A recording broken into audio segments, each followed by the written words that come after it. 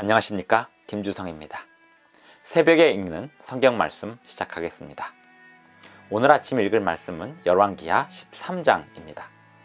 제목은 이스라엘의 병거와 마병. 엘리사 선지자가 죽을 병이 들었습니다. 이스라엘의 왕 요아스가 그에게로 와서 눈물을 흘리며 말했습니다. 이스라엘의 병거와 마병이요. 엘리사 선지자는 요아스 왕에게 활과 화살을 가져오게 하였습니다. 이스라엘의 병거와 마병이었던 엘리사 선지자는 이스라엘 왕과의 마지막 만남에서 어떤 기별을 전했을까요? 오늘 읽을 열왕기하 13장에서 확인해 보겠습니다. 새벽에 읽는 성경 말씀 제361화. 오늘은 12월 29일 수요일입니다. 열왕기하 13장을 읽겠습니다. 열왕기하 13장 1절부터 25절까지 읽겠습니다. 유다의 왕 아하시야의 아들 요아스의 제23년에 예후의 아들 여호와하스가 사마리아에서 이스라엘 왕이 되어 17년간 다스리며 여호와 보시기에 악을 행하여 이스라엘에게 범죄하게 한 느바스의 아들 여로보암의 죄를 따라가고 거기서 떠나지 아니하였으므로 여호와께서 이스라엘에게 노하사 늘 아람 왕 하사엘의 손과 그 아들 베나닷의 손에 넘기셨더니 아람 왕이 이스라엘을 학대함으로 여호아하스가 여호와께 간구하매 여호와께서 들으셨으니 이는 그들이 학대받음을 보셨습니다. 여호와께서 이에 구원자를 이스라엘에게 주심에 이스라엘 자손이 아람 사람의 손에서 벗어나 전과 같이 자기 장막에 거하였으나 그들이 이스라엘에게 범죄하게 한 여로보암 집의 죄에서 떠나지 아니하고 그 안에서 따라 행하며 또 사마리아에 아세라 목상을 그냥 두었더라. 아람 왕이 여호아하스의 백성을 멸절하여 타작마당의 티끌같이 되게 하고 마병 50명과 병거 10대와 보병 10,000명 외에는 여호아하스에게 남겨두지 아니하였더라. 여호아하스의 남은 사적과 행한 모든 일과 그의 업적은 이스라엘 왕 역대지략에 기록되지 아니하였느냐. 여호아하스가 그의 조상들과 함께 잠에 사마리아에 장사되고 그 아들 요아스가 대신하여 왕이 되니라. 유다의 왕 요아스의 제37년에 여호아하스의 아들 요아스가 사마리아에서 이스라엘 왕이 되어 16년간 다스리며 여호와께서 보시기에 악을 행하여 이스라엘에게 범죄하게 한 느바스의 아들 여로보암의 모든 죄에서 떠나지 아니하고 그 가운데 행하였더라. 요아스의 남은 사적과 행한 모든 일과 유다 왕 아마샤와 싸운 그의 업적은 이스라엘 왕 역대지략에 기록되지 아니하였느냐. 요아스가 그의 조상들과 함께 잠에 이스라엘 왕들과 함께 사마리아에 장사되고 여로보암이 그 자리에 앉으니라.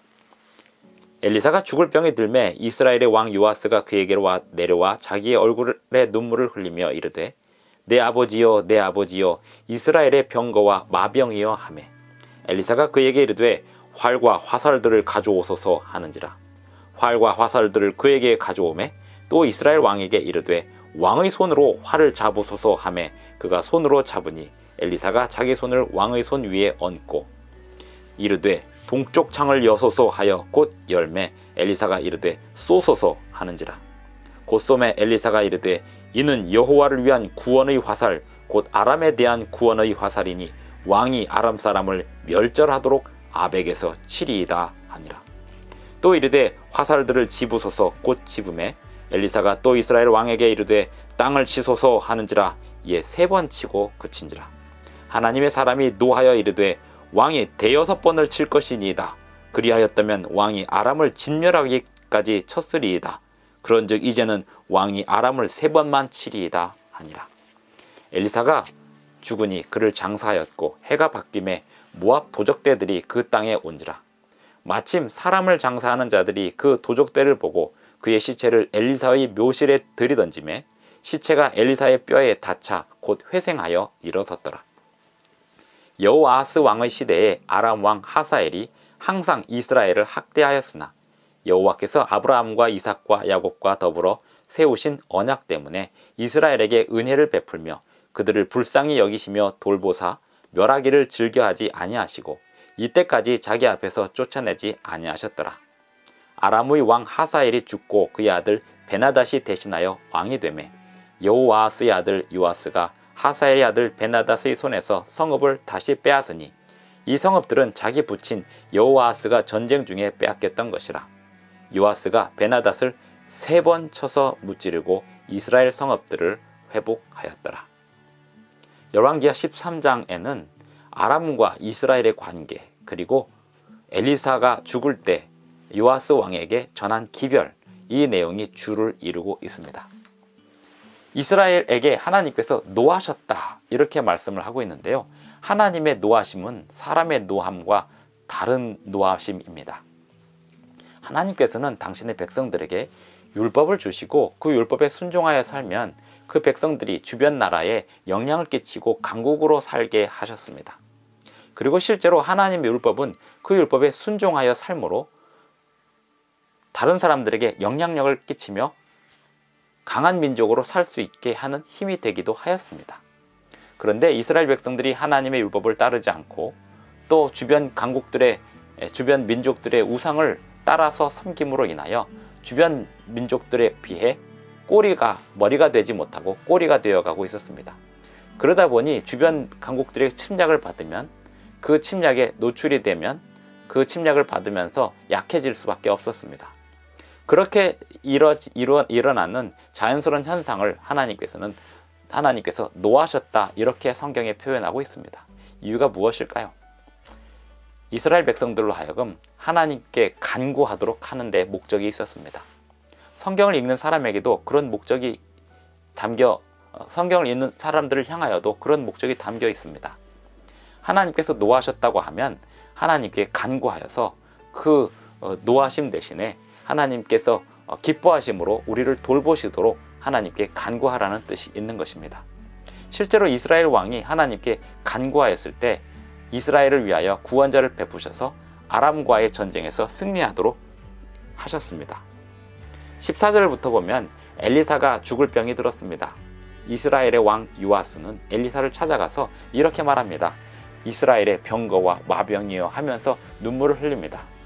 엘리사가 이스라엘 왕 요아스에게 요구하기를 활과 화살을 가져오게 합니다. 그리고 동쪽 창문을 열어서 쏘게 합니다. 그리고 그 왕이 화살을 쏘자 이것은 아람에 대한 구원의 화살이라고 예언하면서 아람 사람을 멸절하도록 아벡에서 치리이다 라고 예언을 합니다. 그리고 화살을 잡아서 땅바닥에 치라고 하였는데 이스라엘 왕 요아스가 3번만 치고 맙니다.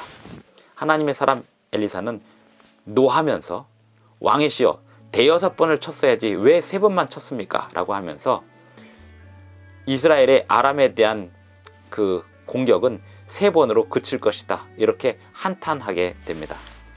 실제로 25절에 보면 여호아스의 아들 요아스가 하사엘의 아들 베나닷의 손에서 성읍을 다시 빼앗으니 이 성읍들은 자기 부친 여호아스가 전쟁 중에 빼앗겼던 것이라.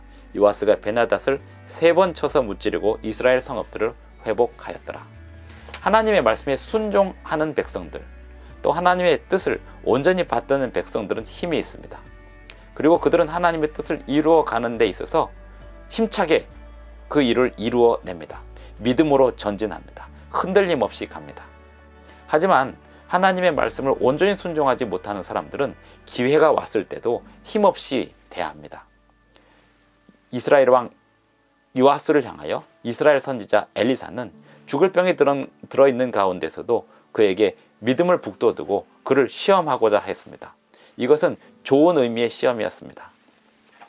선지자와 왕이라는 책 262쪽, 선지자와 왕, 위대한 예언자들이라고도 합니다. 선지자와 왕 262쪽에 보면 이렇게 쓰여 있습니다. 이제 선지자는 왕의 신앙을 시험하였다. 요아스에게 살을 취하라고 명하면서 선지자는 땅을 치소서라고 말하였다. 왕은 땅을 3번 친 후에 손을 멈추었다.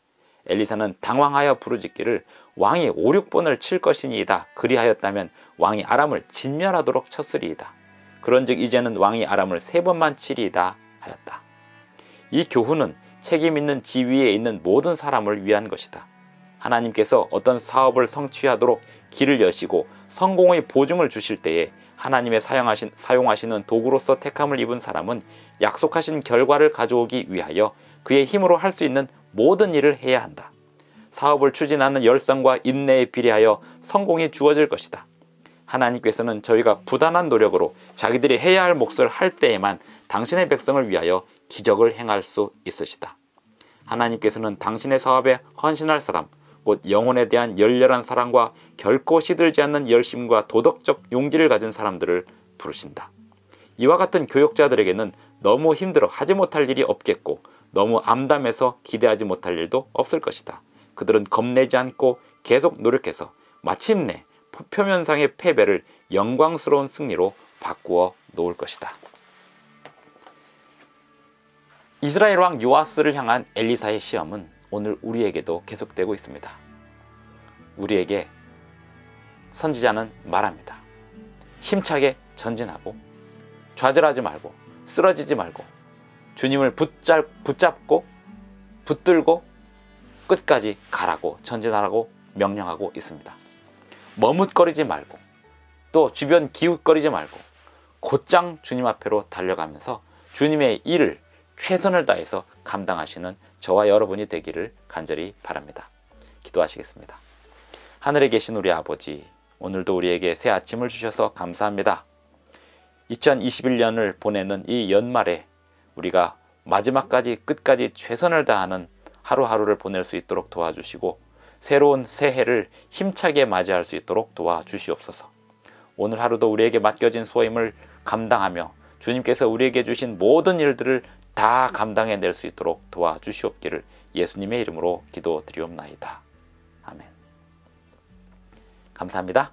오늘도 행복한 하루 되시기 바랍니다.